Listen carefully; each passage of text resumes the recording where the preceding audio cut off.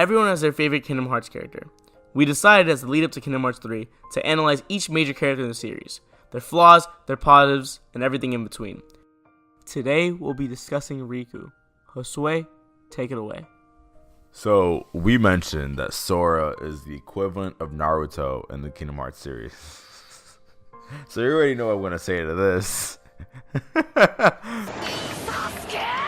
Sasuke. Riku is that one guy, and they started off.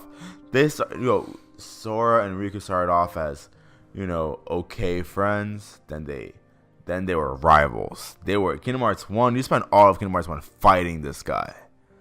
And then Riku comes back, sees the light. Hey, you know what? Maybe I should stop being a banana for a quick second. Yeah, and let me start being Sora's friend. The thing is, though, I feel like Riku is Sasuke done right. That's my opinion. I know it's a very controversial opinion, but my thing is, Sasuke doesn't make sense because this dude went deeper and deeper and deeper down the rabbit hole until finally at the very last minute he redeemed himself. Riku, it's like he was justified for what he did. The dude was stuck in darkness and he literally was Ansem at one point. The dude was Ansem at one point. He was. He looked just like him. 100%. He transformed to him to fight Roxas. So I feel like for him it's more justified. I feel like he's Sasuke done right. Because now we're about to do Cage 3.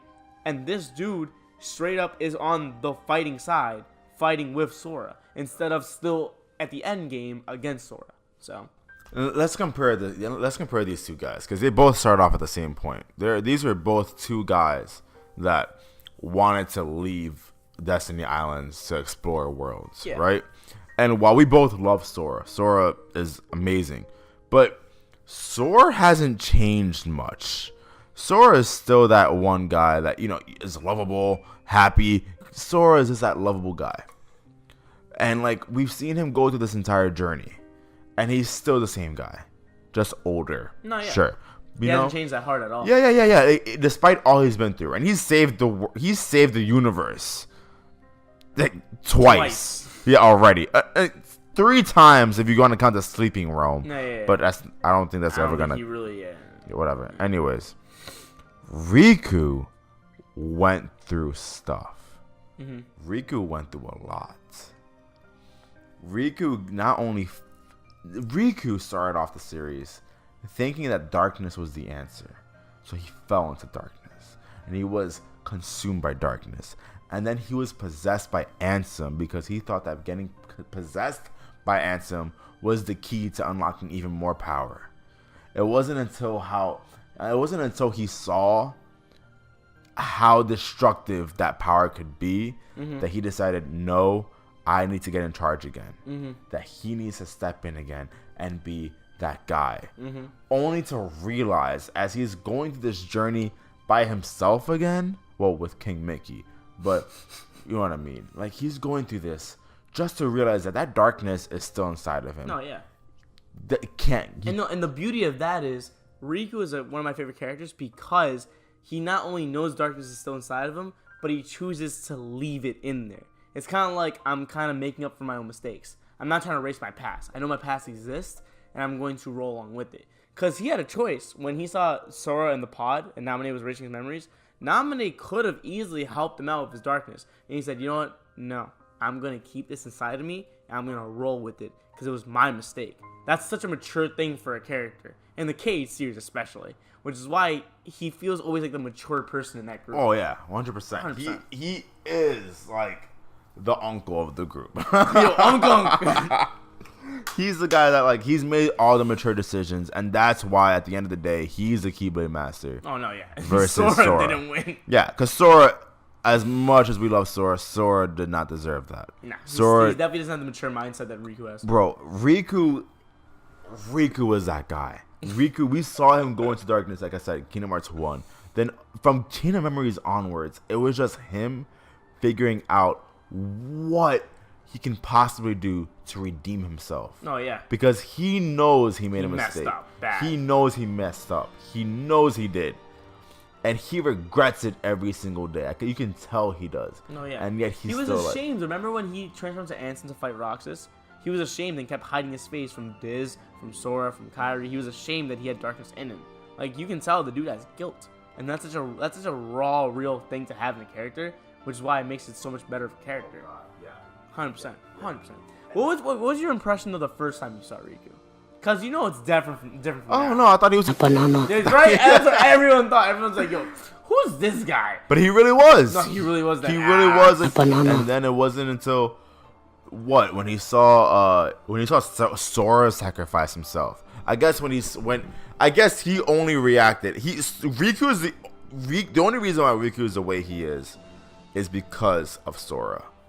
What do you mean? Like he's like competition? Like, it's always been a competition between the two of them. But Sora did the most selfless thing in the entire game. Yeah.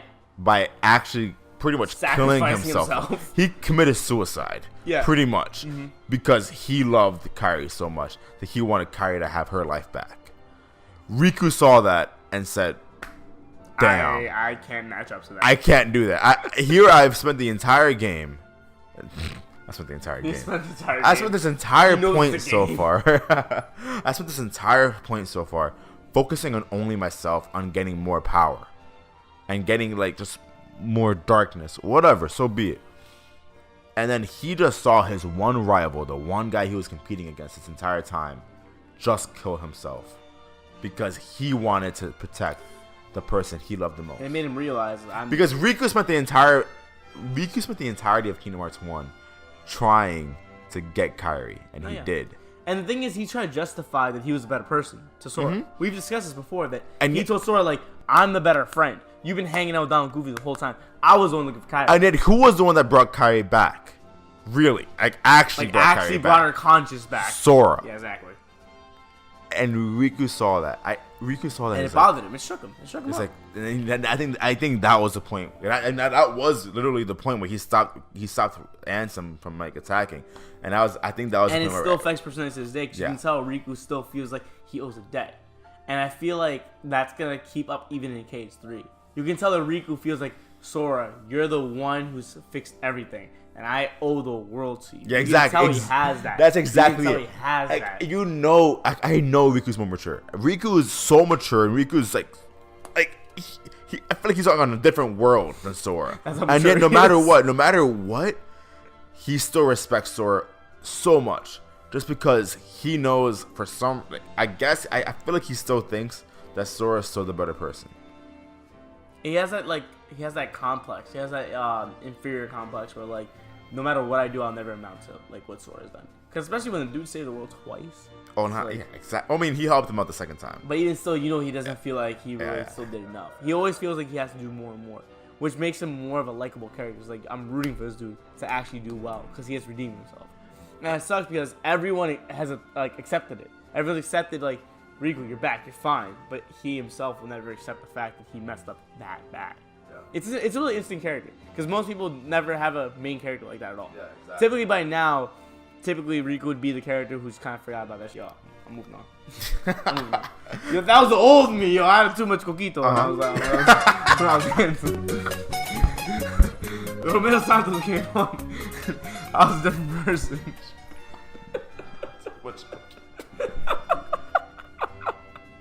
I had one too many coquito, man. Oh, God. No, but... Let's go back. No. But we saw Riku made that decision. Let's go back to the chain of memories real quick. Riku could have erased that, like you said, and he decided not to. And he decided to spend that entire year that Sora was sleeping with that in his conscience. But not just that, he spent that entire year trying to save Sora. Mm-hmm. He spent that entire year. He's like, he was dedicated to nothing but helping Sora. Exactly, out. And he gave into the darkness to help against Sora. Roxas, yeah, to help Sora. Mm-hmm.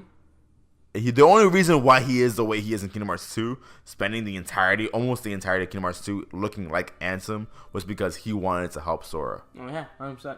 And he wouldn't have made that decision in Kingdom Hearts 1. This is the one character that I feel like we've seen grow the most. Oh, Sora hasn't grown much. Sora's the goofy, like, it's Sora. But Riku's Riku's like, damn, you've been through a lot. And I feel like I do think that Kingdom Hearts 3 will be the game that we actually see Sora change the 3 most. 3 or 2? Kingdom Hearts 3 will be the one.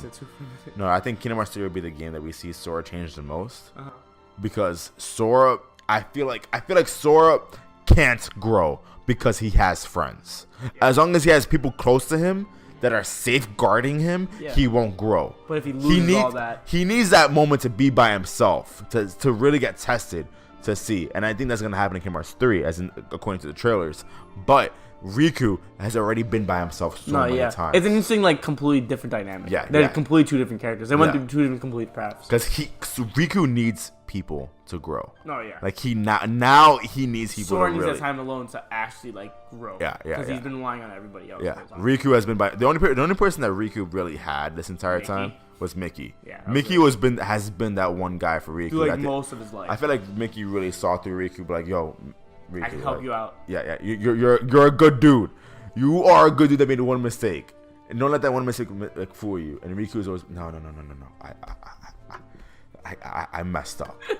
But Mickey was like, overall, would you say he's a well-developed character? Oh, I think he's one of the best characters in the series. He's not 2D at all. The dude is very complex, and I like the way. And there's a reason why. I mean, he's the. I really do think that he's the second most. I don't know about the second most important character, but he is. He's top 3, I think. I mean, like, he's the second most playable character in the series. Like, you played as him the second most. Outside Sora, you played the most. Like how many games have you've played as him in Chain of Memories, in Kingdom Hearts 2, in Dream Down Distance? He was more important than Sora in Dream Down Distance. Dude saved Sora in Dream Down Distance, and now you have him coming up in 3. Yeah, now you're gonna play as him again in Kingdom Hearts 3.